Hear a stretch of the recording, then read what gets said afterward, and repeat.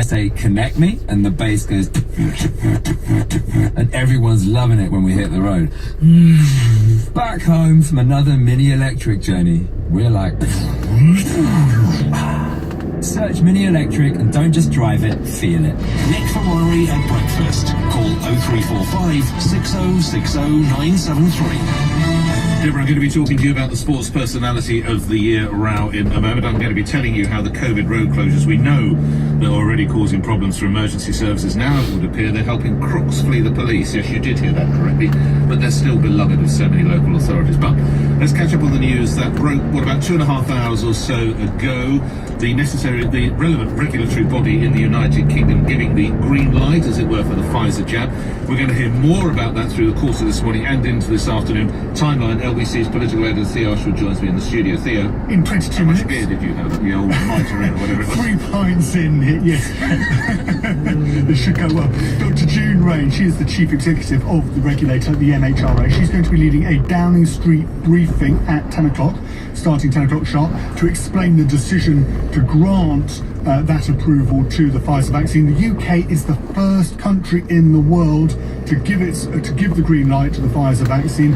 Questions about exactly the process, how quickly and why it was approved so quickly. We're also going to hear look out for Professor Wei Shen Lim. Now, he is chair of the Joint Committee on Vaccinations and Immunisations, and the JCVI is the body within the government that sets the priority list. So they've decided that obviously care home residents and their staff go first, and then you work down the age brackets. Question marks, and we had that report last week about whether certain groups, particularly those in the extremely vulnerable but under 65, should actually go ahead of people without underlying health conditions who are a bit older. And then we've got Prime Minister's questions in the House of Commons at noon with Keir Starmer and Boris Johnson. It's the first time they've faced each other across the dispatch box. He's back in the House of Commons for the first time in 3 weeks, before the Prime Minister is going to be leading a press conference at 5 p.m.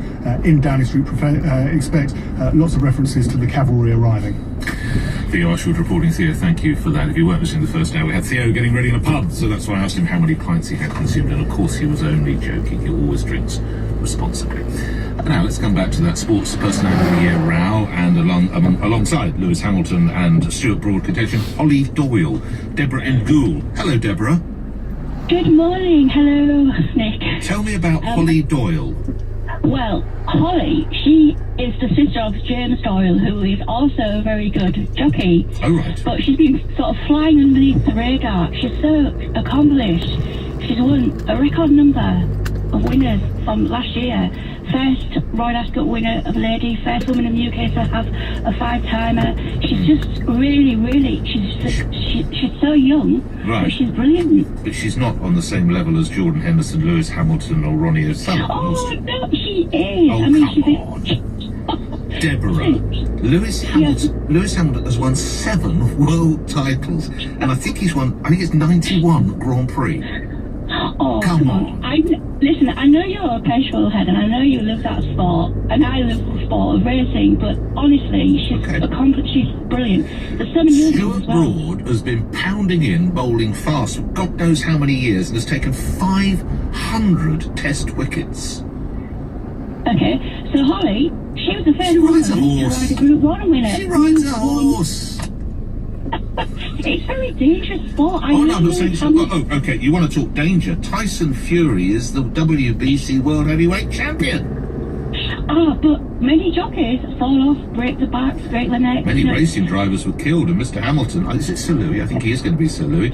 I say again, is he equalled Michael Schumacher's friend? Look, I'm sure she's a fantastic person. I sense you know her very well, but she's not in the same category as these blokes. Oh, come on, give the girl a break. She's doing really well, and she's very young, and I'm sure if she doesn't win this year, she'll be back.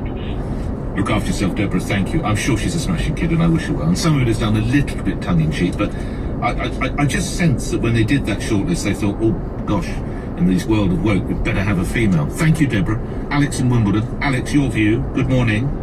Nick, good morning. Well, anybody in the shortlist, right candidate for me. It's Marcus Rashford, who shouldn't be the sports personality of the Hang on, this is for sporting achievement. Hamilton, I won't go through it all again. Even Holly Doyle, who winners on the same card. I mean, that's a hell of a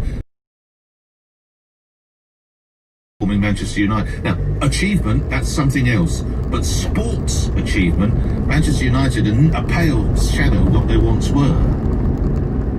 Well, what's it to do with the sports personality of the year? Because it's what you achieve. I've just told you, my friend. Lewis Hamilton is the favourite because he's arguably one of the. I think he's second best ever in the history, but he's certainly one of the best racing drivers. Driving a car around in circles. Well, you try driving a car around in circles at 240 miles an hour. Marcus Rashford has really made a difference. No, he's not. Not on the sporting. You're not getting. What are you not getting, Alex? It's to do with what happens on the pitch or the racetrack or the race course, not what you do politically. Notwithstanding, he's achieved so much. I agree, but we're not talking about political personality of the year. We're talking about sports personality. Yes, it is personality, Nick. Personality. Well, we're not going to agree on this one, but I respect your position. I think again, if you look at how Manchester United are performing, I know he's one of their best players, but you couldn't even say that he should be ahead of Jordan Henderson, in all honesty. I mean, I wouldn't put him ahead of Jamie Vardy for that matter, but there we go. Or Kasper Schmeichel. Or James Maddison. Alex, thank you. Let's turn to other matters. And I've already told you about the lunacy of some of these road restrictions. That means that ambulances can't get through, and other emergency services. Well, road closures brought in during the pandemic are fueling crime and holding up ambulances, says a report. There's ghastly LTNs, low traffic neighbourhood schemes. A report done by the most controversial zone, Ealing, West London, residential areas into hotspots for crime, putting lives at risk. In a report by Labour-run Ealing Council, police warn the closures are helping criminals on bicycles flee officers as the barriers block access for patrol cars. They also say the pedestrians are being put in danger. The London Ambulance Service weighs in and says there's been a number of instances where LTNs in Ealing have left emergency vehicles unable to pass traffic. In Southwark, in South London, LTNs have led to at least 2 life-threatening delays where crews were forced to take longer routes. God only knows why they do these damn things. Carlton Reid is transport contributor for Forbes and for The Guardian, and wrote roads were not built for cars. So I imagine, are you a supporter of these then, Mr. Reid? Good morning. Most residents, I think, are supporters of them too, because they are done to reduce rat running and to improve air quality, 2 things that an awful lot of residents are in favour of. Can I just pick you up on one thing, Nick? Because you said, and you were very selective, you said pedestrians are being put in danger. Actually, what the Daily Mail wrote, which is where you're picking this up from, pedestrians are being put in danger as drivers are encouraged to mount pavements. That's clearly illegal, Nick. No, Wouldn't you agree that that's the danger? That's illegal. Hold on, that's emergency vehicles. No. There's no other way. Well, there's a picture of ambulance. There's no other way an ambulance can get through. Nick, no, it doesn't, because if you look at the actual report from Ealing, it says there are no formal objections to LTNs, emergency services, and LTNs have not led to response times being missed. You've read the so article. You're basically being very selective of what you're picking out here. Well, Carlton, if you want to talk about selection, you're saying that people support them. If you read in the article, in Ealing, the council have admitted that around 76% of the comments were people against these so-called LTNs. So that's 3 out of 4. But they go ahead. There can be no justification. Well, there's got to be justification because this is done for very good reasons. We've got to reduce the amount of motoring, and especially in these residential areas. But you don't do that by letting criminals get away and getting ambulances not being able to get to shouts. LTNs have not led to response times being missed, says Ealing Council. The Daily Mail has actually taken a report and really twisted it. But Ealing Council admits 76% of those who responded were against LTNs. Those who've responded, and very many of those... What are we using then, Carlton? Telepathy? No, very many of those. There's used something called Commonplace, which is the thing that the website to get people to make comments. An awful lot of vociferous people, and we know who these people are. They tend to be people who generally don't live in the area. So when you actually analyse where the people come from, like with the Kensington High Street example, they're coming from Cairo, they're coming from all sorts of different places. They're not coming from actually where these people live. I think Ealing people, Egypt. but Ealing people have responded in Ealing last year, Carlton, so they probably know how they're feeling in Ealing. Some Ealing people have responded. An awful lot of the comments are not from Ealing residents. All right. Good speaking with Carlton. Thank you. Carlton Reid is transport contributor for Forbes and The Guardian, and author of Roads Were Not Built for Cars. We might pick up on that after the 9:45 LBC News headlines. Simon Conway. The rollout of a COVID-19 vaccine is expected to begin next week after the Pfizer jab was approved for use in the UK. A list of who will receive the vaccine first will be set out later. It's expected to include health workers and care home residents. And shops across England are reopening after the end of the national lockdown. 99% of the country is now in Tier 2 or 3 restrictions. The weather, cloudy with some rain in the south, showers in the north, a high of 11 degrees. LBC Travel, I'm Joanne Webb. In Hertfordshire, there are long delays on the M1 southbound to Junction 5 at Watford, where the motorway stays closed after a car was on fire. There are delays from before the M25 junction, then also on the M1, but in Bedfordshire, delays for about half an hour southbound to Junction 11 at Dunstable, and that's because a lorry has broken down. In Hampshire, there are queues on the M27 westbound to Junction 37 at Hedge End. That's because of an accident that actually happened in the roadworks, so one lane is closed. And in Greater Manchester, long delays continue on the M60 clockwise to Junction 15 at the Swinton interchange. Coming up at 10 on LBC, James O'Brien. It's all about trust, really, isn't it? Not just vaccines, but almost everything. Who do you trust and why? James O'Brien on LBC. The first time my housemates see it, they're like, we all get in, seatbelts on, flick that switch to turn on the motor, and we're off. I say, connect me, and the bass goes, and everyone's loving it when we hit the road. Back home from another mini electric journey, we're like, search mini electric and don't just drive it, feel it. Cheesy Marmite crumpets, let me hear you say ooh. Meltingly delicious pepperoni or seriously saucy lasagna hot dip. Banging cauliflower nuggets. Any 4 for the price of 3. This is not just party food. This is M&S Christmas party food. Selected stores only, T&C supply. Are you the owner of fine wines or rare whiskies? You could sell them effortlessly at thelondonwinecellar.com. With hundreds of 5-star reviews on Google, ask for a valuation. We'll get back with a cash offer you'll love. No waiting for brokers or auctions. The London Wine Cellar guaranteed to beat any competitor's cash offer with immediate payment terms. Conditions and guarantee information on our website. From one special bottle to an investment portfolio, look no further. Visit thelondonwinecellar.com. When was the last time somebody bought something from your website? In fact, if you didn't have to pay money to search engines, would you be able to sell anything at all? With Goldie, you don't even need a website to sell your stuff online. Just go to goldie.com, add your name and product list, and start selling. Simple, right? The best part, Goldie doesn't take upfront fees or commission. It's all about you and your customers. So why make selling online complicated? Let me do the hard work for you. Want to sell? Goldie. That's GOLLGI.com. If your business trades with the EU, you need to know what Brexit means for you. At the beginning of next year, you'll have to start doing customs declarations for the first time in 40 years. And we want to make sure you're ready. Whatever the size of your business, AEB have amazing software that automates customs declarations, helping to keep your imports and exports to Europe flowing. It's easy to use and really affordable. Subscribe now at aeb.com/easy. T's and C's apply. Minimum 3-month subscription. Guess how many people won cash prizes on Lotto in Saturday night's draw? Over 1 million people. How amazing is that? That's enough winners for a conga line that stretches from London to Berlin. I love a conga. The National Lottery. With your numbers, make amazing happen. Rules and procedures apply. Players must be 16 or over. The Mercedes emissions scandal.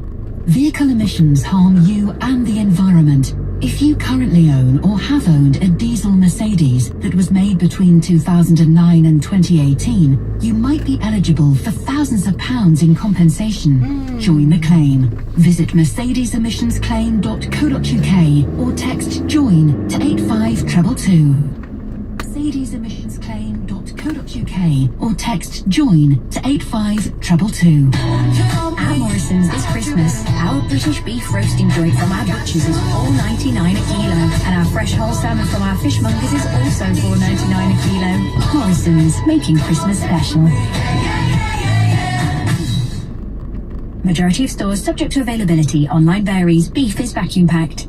Nick Ferrari at breakfast on LBC. Call 0345 6060 973. Thanks to Consumer Champion Which today I'm taking a look at fake reviews, and I caught up with Adam French, Senior Consumer Rights Editor from Which, to discuss this further.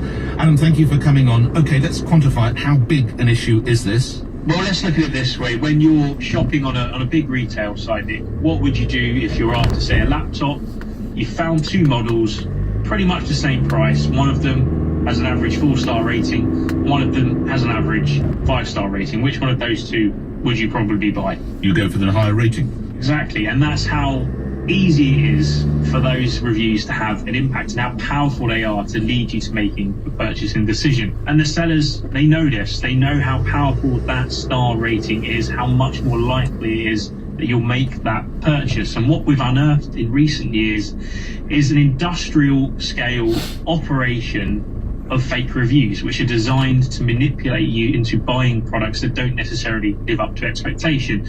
We've cracked Facebook groups with hundreds of thousands of people in who are being incentivized, in some cases heavily incentivized, to leave 5-star reviews for products that they've never actually owned, to try and convince you into making that purchase. And when you start to look at how much those reviews influence our buying decisions, you can see the scale of it. So the Competition and Markets Authority, the regulator in the consumer space, they believe that around £23 billion worth of consumer spending is influenced by reviews every single year, and that number is only going up. So we've identified the problem. What about a solution? How do you spot whether they're legit or not? A lot more has to be done by these platforms to actually stop these fake reviews appearing in the first place. They're relying on you reporting them manually, a lot of cases. They need to be much more proactive, to be honest, in stopping these reviews appearing in the first place. But whilst you're shopping at the moment, in the run up to Christmas, and we're all doing it online now as well, the best advice I can give you is whatever platform you're on is read the reviews, not just the star rating. So actually dig into reviews. You're looking out for things like repetition, odd turns of phrase. Are there loads of pictures being posted of products? So that's something we know that people are being incentivized to add to make the reviews look much more legitimate.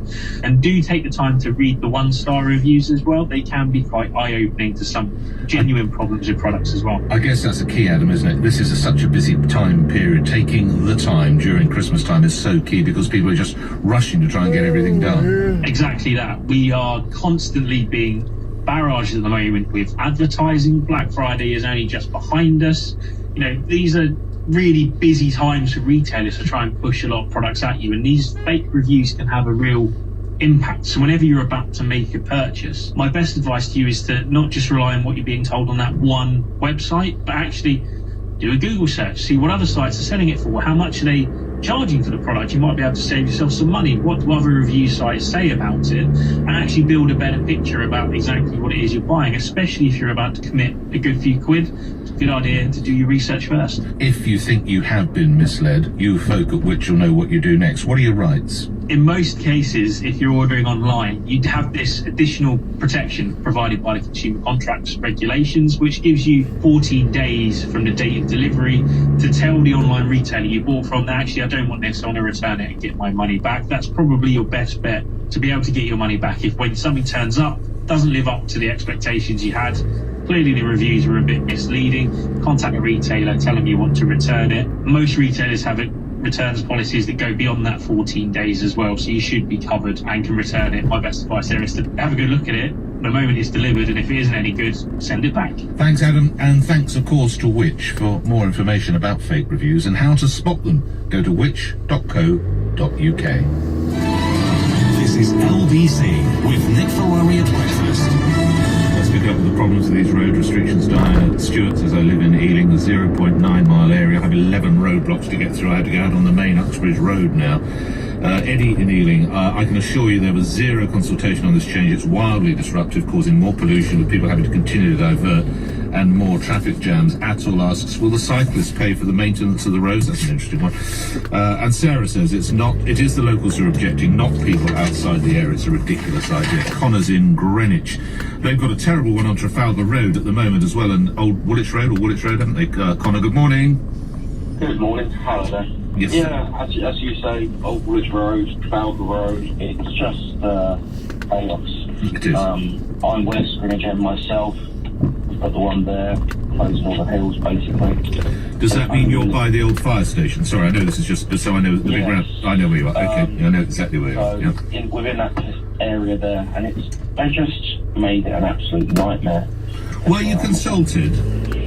No, and it's so frustrating. These endless emails. You join in all these Zoom calls, but you don't really get a response with the local councillors, and it's just so frustrating. It is across the whole of London, Connor. I was there yesterday, funny enough.